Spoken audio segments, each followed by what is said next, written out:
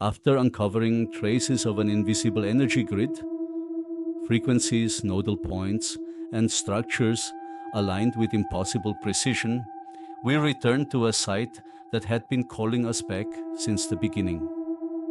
The 12 Apostelsäcke in Klosterneuburg. And this wasn't just a tunnel, it was a riddle wrapped in silence. Over 42,000 square meters spread across 3 subterranean levels, filled in with hundreds of thousands of tons of stone, deliberately. According to church records, the structure was sealed around 1580, not destroyed, buried over the course of 10 years. But what had they buried? That answer came to us through collapse. One section of the tunnel had caved in, not in our time, but tens of thousands of years ago. Behind it lay a chamber sealed by nature itself, undisturbed, unseen, unspoiled.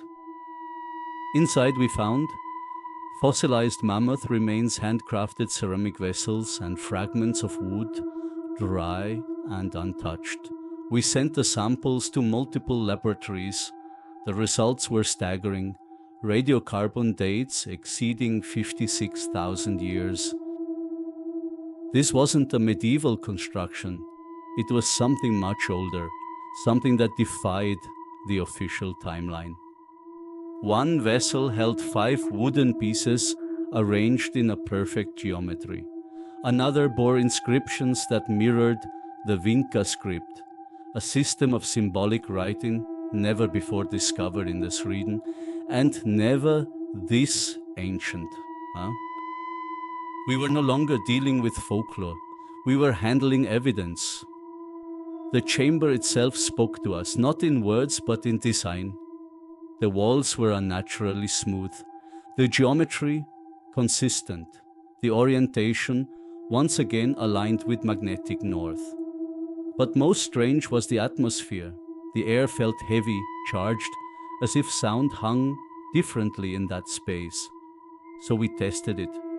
We emitted a low-frequency tone into the chamber, a sustained hum. Then we watched as our instruments reacted. A localized thermal spike appeared at a junction in the stone, over 400 degrees Celsius. No fire, no spark, only resonance. Could this have been the purpose of the chamber? To amplify energy, to trigger something we no longer understand? Elsewhere in the structure, similar alignments repeated, symmetries that seem to follow not just geometry, but principles of sound, as And the deeper we mapped, the clearer the picture became.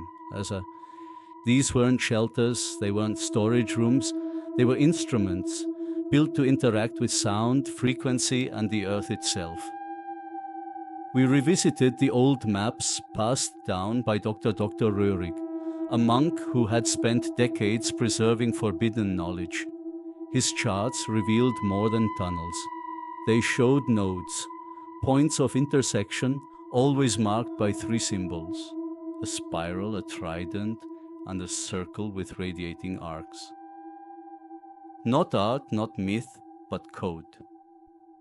That's when we realized the sealing of these sites didn't come from erosion or abandonment, but from fear. Texts from the Inquisition period, some buried in monastic libraries, describe the systematic erasure of knowledge below ground. Entire archives destroyed, maps burned, entrances collapsed. One translated entry from 1612 reads, "They speak without tongue, they move without feet, and they come when called by tone. Let them sleep beneath the stone." What were they afraid of?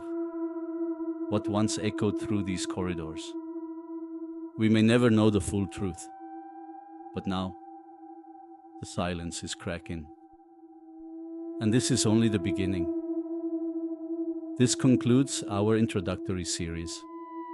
In the following episodes, we will examine specific findings in greater detail, including the construction method of individual chambers, the function of geometrical alignments, and the possible meaning behind ancient inscriptions. The evidence we have presented thus far raises important questions. Questions about chronology, technological capabilities, and the transmission of ideas long before the written word. It is not our intention to promote speculation, but to document what has been measured, dated, and observed. We invite you to follow the ongoing analysis as we continue to investigate what these structures might reveal about the forgotten chapters of human history. Thank you for your attention.